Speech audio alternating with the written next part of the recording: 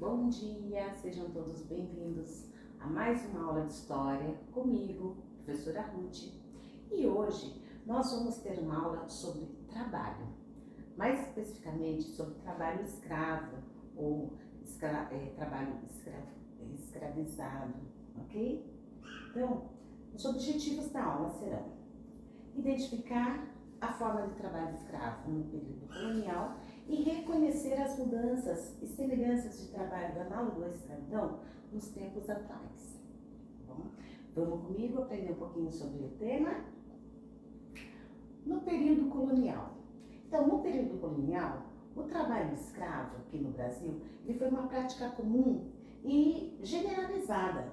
Naquela época, praticamente todo o trabalho escravo era feito por negros. Eles tinham trabalho braçal, tanto nas lavouras quanto nos serviços domésticos, nos serviços urbanos, na força das construções, tudo era feito pelos escravos. Naquela época, houve uma grande extração de negros da África para trabalhar no Brasil, para construir o nosso Brasil. Tá? Então eles vinham, quem podia trazer eram os senhores que tinham dinheiro. Tá? Então, naquela época era legal essa prática. Naquela época era permitido se ter um ser humano como escravo para fazer o trabalho dele. Com o tempo, isso foi mudando um pouco, algumas leis foram criadas. A lei do sexagenário, que libertava os escravos com mais de 60 anos, a lei do ventre livre, onde dizia que escravos nascidos a partir daquela lei eram livres. E, finalmente, chegamos à grande lei de libertação, mesmo, que foi a Lei Áurea, que foi assinada pela nossa querida Princesa Isabel, lá no dia 13 de maio de 1888. A partir dessa lei, diz que todo homem aqui no Brasil era livre. Então, não podia mais ter ninguém escravizado, o ser humano não seria mais escravizado. Porém, a prática ainda continuou de maneira ilegal, mas continuou. Até 1940, onde houve o Código Brasileiro, que tinha nele o artigo 149. O artigo 149 dizia que todo homem deve ser livre e ter direitos e igualdade em todos os setores, inclusive no setor da cultura, no setor social, no setor do trabalho. Não é bem o que aconteceu, porque como nós estamos vendo aqui nessa imagem que eu trouxe para vocês, essa imagem aqui é uma imagem onde os fiscais do Ministério do Trabalho foram até uma lavoura de laranja numa fazenda, onde existiam um grupo de 18 homens escravizados, trabalhando de forma análoga à escravidão. Esses 18 homens, eles trabalhavam e moravam nessa fazenda numa casa super precária, sem cama, sem luz, sem fogão, sem geladeira, sem nada. E eles recebiam na colheita de laranja R$ 2 a cada 23 quilos de laranja que eles colhiam.